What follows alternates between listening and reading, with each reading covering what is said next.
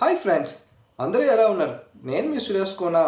ఈరోజు మన కోనవారి ముచ్చట్లో మన ముచ్చట క్రెడిట్ కార్డ్ అంటే ఏంటి, దాని ఉపయోగాలు ఏంటి, దాని నష్టాలు ఏంటి, దాన్ని ఎవరికి ఇస్తారు, మనం ఎక్కడికి వెళ్ళి తీసుకోవాలి, ఇలాగా క్రెడిట్ కార్డు యొక్క మొత్తం సమాచారాన్ని ఈరోజు తెలుసుకుందాం. ముందుగా ఈ యొక్క వీడియోలోకి వెళ్ళే ముందు ఇంకా ఎవరైనా నా ఛానల్ సబ్స్క్రైబ్ చేసుకోకపోతే వెంటనే నా ఛానల్ సబ్స్క్రైబ్ చేసుకొని నా వీడియోని లైక్ చేసి షేర్ చేసి మీ విలువైన ఫీడ్బ్యాక్ని కామెంట్ రూపంలో పెడతారని నా మనవి. దయచేసి ఈ వీడియోని మొదటి నుంచి చివరి వరకు చూడండి. ఇది చాలా ఉపయోగకరమైన సమాచారం. క్రెడిట్ కార్డ్ అంటే ఒక క్రెడిట్ ఇన్స్ట్రుమెంట్. దీన్ని ఒక లోన్గా కూడా మనం చెప్పచ్చు. దీన్ని ఎంత చక్కగా ఉపయోగించుకుంటే అంత బాగా ఉపయోగపడే మంచి లోన్. అలాగే దీన్ని సరిగ్గా వాడుకోకపోతే దీనికన్నా చెడ్డ లోను ఇంకేమిటి లేదు. క్రెడిట్ కార్డ్ అనేది ఎవరికైతే తిరిగి పే చేయగల కెపాసిటీ ఉంటుందో వాళ్ళకి ఇస్తుంటారు. అలాగే ఎవరికైతే రెగ్యులర్ ఇన్కమ్ ఉంటుందో వాళ్ళకి ఇస్తుంటారు.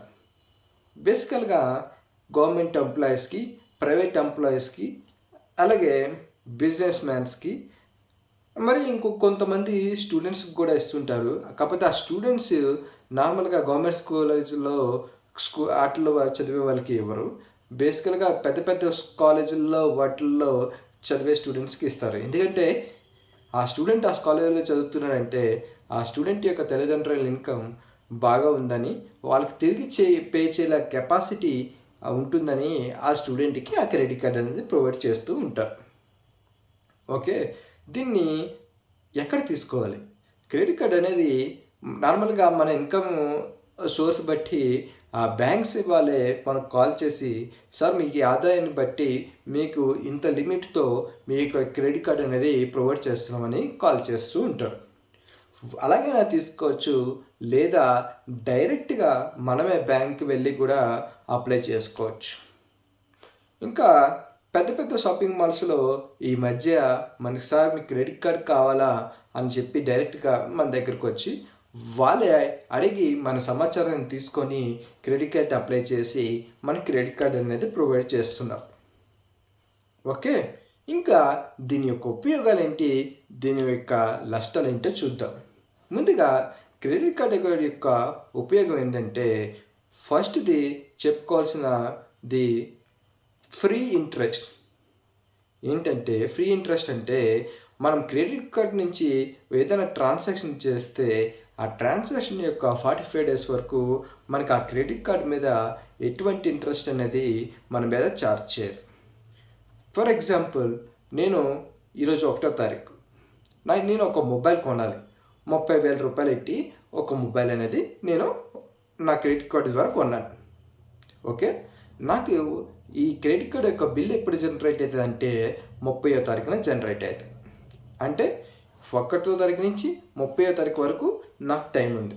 అలాగే మనకి క్రెడిట్ కార్డు బిల్లు మనకి 30వ తారీఖున జనరేట్ అయితే 30వ తారీఖు నుంచి 15 రోజుల లోపు నేను ఆ క్రెడిట్ కార్డు బిల్లుని కట్టాలి. అంటే నాకు ఈ 30 రోజులు, ఇది ఒక 15 రోజులు, అంటే 45 డేస్ నాకు ఇంకో టైం ఉంది. ఈ 45 డేస్ లోపు నాకు బ్యాంక్ అనేది ఆ అమౌంట్ మీద ఎటువంటి ఛార్జ్ అనేది వేయదు. రెండవది బ్యాంక్ ఆఫర్స్. ఎప్పుడైనా బిగ్ బిలియన్ సేల్స్ అని, అమెజాన్ సేల్స్ అని, ఫ్లిప్కార్ట్ సేల్స్ అని మనకి పెడుతుంటారు.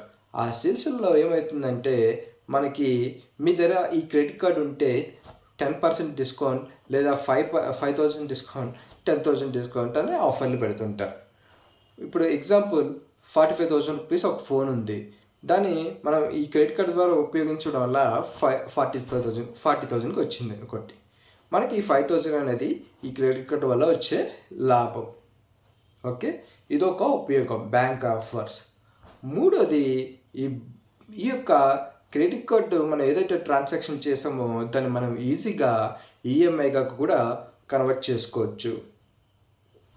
ఓకే, కాకపోతే వాళ్ళు మంత్లీ ఇంత ఇంట్రెస్ట్ అనేది వాళ్ళు ఛార్జ్ చేస్తూ ఉంటారు. ఇంకా నాలుగోది కొన్ని క్రెడిట్ కార్డ్స్ వల్ల మనకి ఎయిర్పోర్ట్ లాంజ్ యాక్సెస్ ఉంటుంది.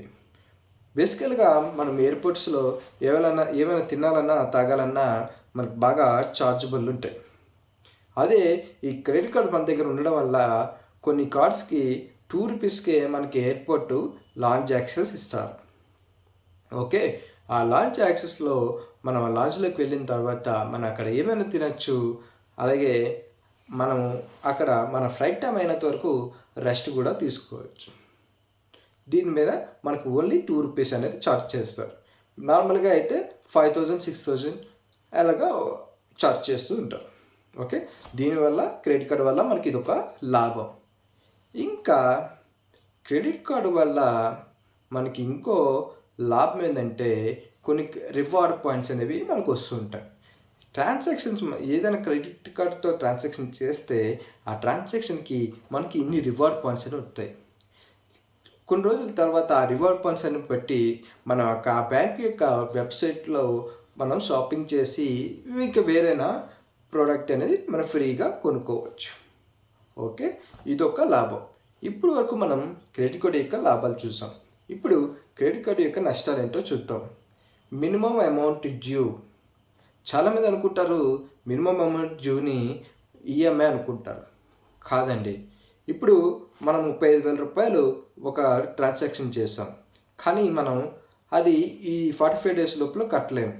కాకపోతే మనకి బిల్ జనరేట్ అయినప్పుడు 2 అమౌంట్స్ చూపిస్తారు. ఒకటి టోటల్ అవుట్స్టాండింగ్ అమౌంట్, కింద మినిమం అమౌంట్ డ్యూ. అంటే ఇప్పుడు ఆ మినిమం అమౌంట్ డ్యూ కడితే మనకు కొన్ని రోజుల వరకు మనం అమౌంట్ అది పే చేయొచ్చు.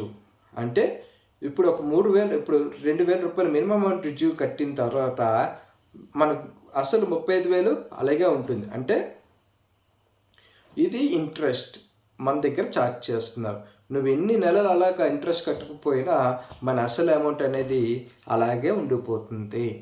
సో మినిమం అమౌంట్ డ్యూ అనేది is not a EMI, it is an interest, it is charging on hour card. Okay, next one, credit card వల్ల ఎప్పుడైనా మనం ఆ 45 డేస్లో కానీ పే చేయలేకపోతే దాని మీద నార్మల్గా మంత్లీకి అయితే 2 నుంచి 9% వరకు ఆన్ అవుట్స్టాండింగ్ అమౌంట్ మీద మనకి ఛార్జ్ చేస్తూ ఉంటారు. అదే ఇయర్కి కింద చూసుకుంటే 24% నుంచి దాన్ని 50% వరకు ఆ అవుట్స్టాండింగ్ మీద ఛార్జ్ అనేది చేస్తూ ఉంటారు. మూడోది, ఈ క్రెడిట్ కార్డు వల్ల మనం ఎవ్రీ ఇయర్ యాన్యువల్ ఫీజు అలాగే రెన్యువల్ ఫీజు కడుతూ ఉండాలి. ఓకే, మనకి ఇది ఒకటి కూడా డిసడ్వాంటేజ్ క్రెడిట్ కార్డు వల్ల. అలాగే ఓవర్ స్పెండింగ్. మన క్రెడిట్ కార్డు ఉంది కదా అని చెప్పి ఎక్కువ వాడితే కూడా అది కూడా మనకి ఒక డిసడ్వాంటేజ్. మన స్తోమత ఎంత ఉందో దానికి తగ్గట్టే మనం వాడుకని కంట్రోల్లో పెట్టుకోవాలి. మీ అందరికీ ఒక విషయం చెప్దాం అనుకుంటున్నాను. ఇప్పుడు నా క్రెడిట్ కార్డ్ లిమిట్ ₹1,00,000 ఉంది. నేను ₹1,00,000 ఆ క్రెడిట్ కార్డ్ లిమిట్ వాడేసుకుంటే నా క్రెడిట్ స్కోర్ అనేది తగ్గిపోతుంది. సో ఎప్పుడైనా సరే గుర్తుపెట్టుకోండి, మన క్రెడిట్ కార్డ్ యొక్క లిమిట్ మొత్తాన్ని ఎప్పుడు వాడకూడదు. క్రెడిట్ కార్డులో ఉన్న 70% లేదా దానికన్నా బిలో ఉన్న క్రెడిట్ లిమిట్ మాత్రమే వాడుకోండి. లేకపోతే మీ యొక్క క్రెడిట్ స్కోర్ అనేది తగ్గిపోతుంది. క్రెడిట్ స్కోర్ అనేది చాలా ఇంపార్టెంట్. ఎప్పుడైనా సరే మనం ఎటువంటి లోన్స్ వాటికి అప్లై చేస్తున్నప్పుడు మనకి ఇది చాలా ఉపయోగపడుతుంది. ఇదండి క్రెడిట్ కార్డ్ గురించి నాకు తెలిసిన సమాచారాన్ని మీతో పంచుకున్నానని అనుకుంటున్నాను. ఇలాంటి మరెన్నో వెరైటీ విశేషాలు అలాగే కొత్త కొత్త వీడియోల కోసం మనీ కలుద్దాం. అంతవరకు సెలవు. నేను మీ సురేష్ కుమార్. జై హింద్.